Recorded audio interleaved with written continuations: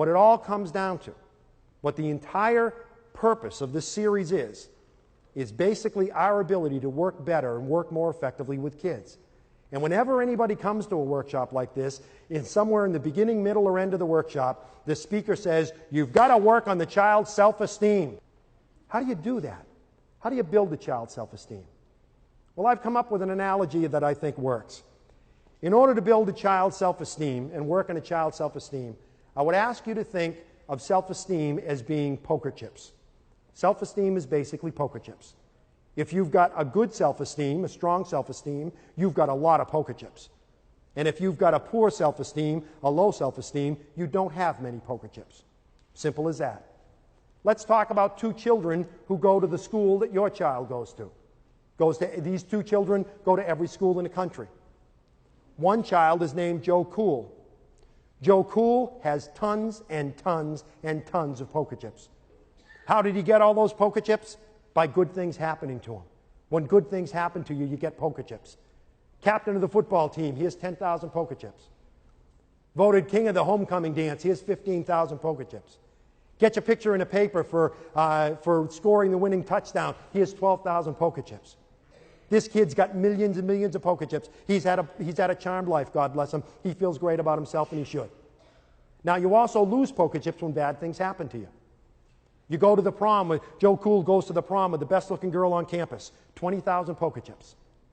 Prom night comes, he's got a pimple on the end of his nose. He loses 3,000 poker chips, but he still has a net gain of 17,000 poker chips. He's still 17,000 poker chips ahead. And this kid goes to school every day with his baskets and bags full of poker chips. And sitting next to him is Larry, the learning disabled kid. Larry, the learning disabled kid, has poker chips like this. This is it. This is all he's ever gotten. Never been voted captain of anything. Didn't go to the prom. Never been on a team. Never got on 100 in a test. Didn't blow the top off his SATs. Didn't even take his SATs. He's got a stack of poker chips like this. And now, with the inclusion movement, we make those two kids go to school together and compete against each other in the games of school. I would submit to you that that's not fair. I would submit that that's not fair. Anybody play poker here? Do we have any poker players here? Sir, Chris, could you join me up here? Would you mind? Suppose, Chris, I were to ask you if you wanted to play poker. And I said, Chris, here's basically the deal. You're going to have this many poker chips, okay? I'm going to have all the poker chips in the Western world. I have basically 10 million poker chips back there. I'm going to play poker against you.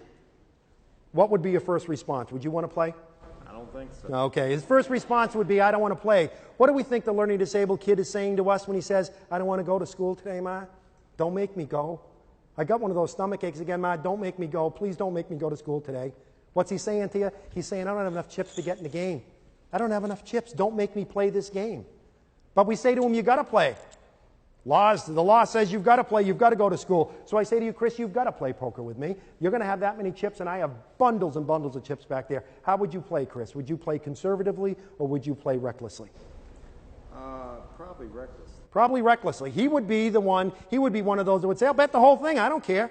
That's what the learning disabled kid that's what the learning disabled kid says when he says, sure, I can walk along the edge of that building. Sure, I can try dope. Sure, I can join a group, a gang. Sure, I can do that. In other words, I'm just going to be spontaneous and do anything. I'm just going to bet the whole thing. I don't care. I'll just bet the whole thing. Would any of you play conservatively? Yeah, some people are saying, I play conservatively. I just bet one chip at a time. That's what the kid with a learning disability is saying to you when he says, no, I don't want to ask anybody to the dance. Don't ask me to, Ma. I don't want to put anything in the science fair. I don't want to go to summer school. I'm going to take the chips that I've got, and I'm going to hold on tight to those, and I'm not going to let these go. And in school, we make these two kids play the game of school against each other, and I would submit to you that that's not fair. So in class, the first day, we're in class one day, and the teacher says, who was the president of the United States during the Civil War? And Joe Cool's sitting there, and he's saying, I think it was Calvin Coolidge, but I'm not sure. Well, what the heck? I've got 10 million poker chips. If I get this answer wrong, it's only going to cost me 5. Was it Calvin Coolidge? Teacher says no. Larry, the learning disabled kid, is sitting there, and he's looking at this little stack of poker chips. He's got 25 poker chips to his name. And he's thinking, I think the answer is Abraham Lincoln. I think the answer is Abraham Lincoln, but I just don't dare answer. I don't dare respond because I have another game I've got to play at lunch. You see, yesterday when I went to lunch, I gave the lunch lady, the one with the hairnet and the tattoo, I gave the lunch lady a $20 bill, and she only gave me change for a 10. And my father said, don't you come back without that extra $10. You go to that lady and you tell her she gave you the wrong change. And he's thinking, that's going to take me 25 chips. It's going to take 25 chips for me to go and ask that lady for my money back. So I don't dare play in this game, because if I lose the chips, I won't have enough to play in the game I've got to play at lunch. And the teacher says, the right answer is Abraham Lincoln. And Larry goes, oh, I should have done it. I should have done it. The reality is that the self-esteem of our kids, the problem with the self-esteem of our kids is they just don't have enough poker chips. The solution is to give them poker chips. How do you give kids poker chips? How do you build their self-esteem? One is, you find, if you're a parent or you're a teacher, you find the island, what Bob Brooks calls the island of competence. You find the one thing that child can do well, and you make a big deal out of that. You celebrate that. You make that very important. If you're a mom and the only thing your child knows how to do is use a Phillips head screwdriver, every Thursday before he gets off the bus, you loosen every bloody screw in the house. And when he gets off the bus, you give him the screwdriver and you say, go to it, pal, because nobody does it like you. You got to be a talent scout. You got to find things he does well. You got to find, because every time you praise a child, every time you say, that was a good job, you're giving him poker chips. Parenting is pretty simple. Being a teacher is pretty simple. It all comes down to this. Your job is to make sure that every child you deal with has more poker chips when he goes to bed that night than he or she had when they got up in the morning. That's it. It's that simple. And how do you make sure they have poker chips? You give as many poker chips as possible. Secondly, you take away only as many poker chips as necessary. Please listen to me, dads, because we dads are real good at this. Let's say that Chris is my son. And Chris is sitting in class, sitting at the dinner table. Want to cup your hands like that for me, Chris? Chris is sitting at the dinner table, and he's got that many poker chips. He's got that many chips. And we're sitting at the dinner table, and Chris spills his milk. And I say, you know, Chris, sometimes you make me sick. You know, do you get up at 5 o'clock in the morning and say, how can I spoil Dad's day? Is that what your problem is? You're the only one in the family who does this. Sometimes I even wonder why we have you in this family. Go to your room. And he goes up to his room. And the rest of the family's sitting there, oh boy, oh boy. And I sit there and I think, oh boy, that was pretty rough. It was pretty rough on old Chris. That's pretty tough on Chris. I wasn't really mad at Chris. I was mad at my secretary. So I should go apologize to him. So I go up and I sit in the edge of Chris's bed and I stroke his hair and I say, gee, Chris, I'm sorry, pal. I shouldn't have yelled at you that way. I shouldn't have yelled at you that way. That was wrong. That won't happen again. Sorry, Dad. Sorry, Dad. Yelling at him in front of the family, telling him you wish he wasn't in the family. Asking him if he plans how to spoil your day, telling him you're basically sick of seeing him when you come home from work. You took away 50, 60,000 poker chips from him. Sit in the edge of his bed, stroke his hair, tell him you love him. 5,000 poker chips at the most. You're still 55,000 poker chips behind the 8 ball. You can't do that with our kids.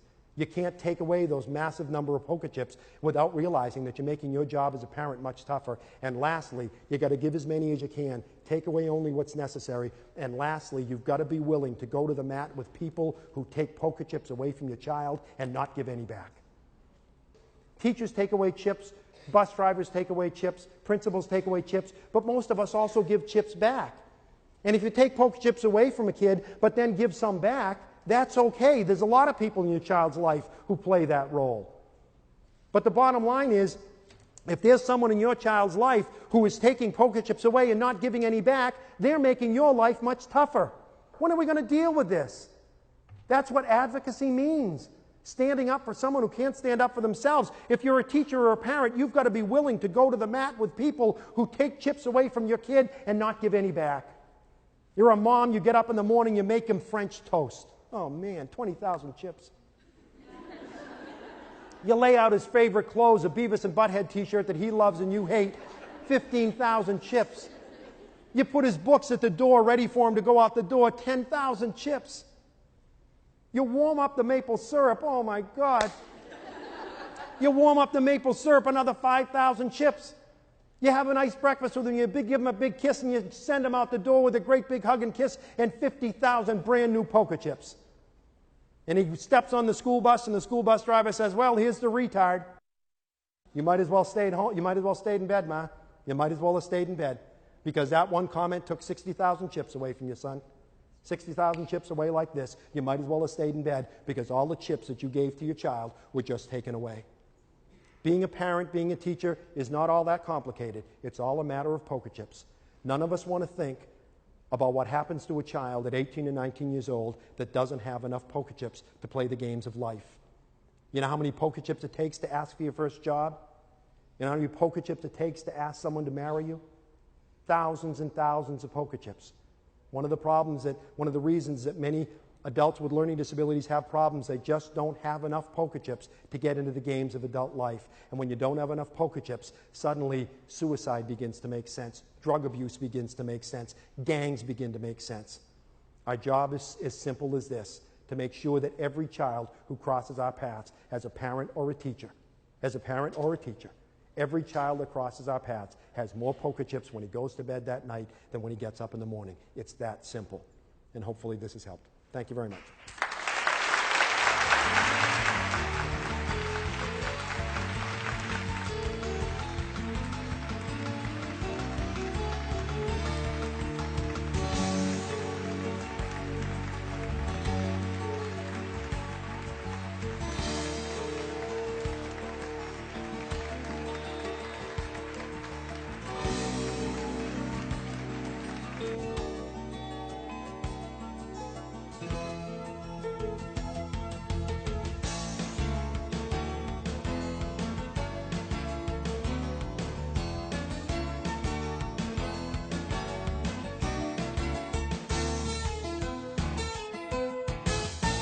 Funding for this program is made possible by the members of WETA.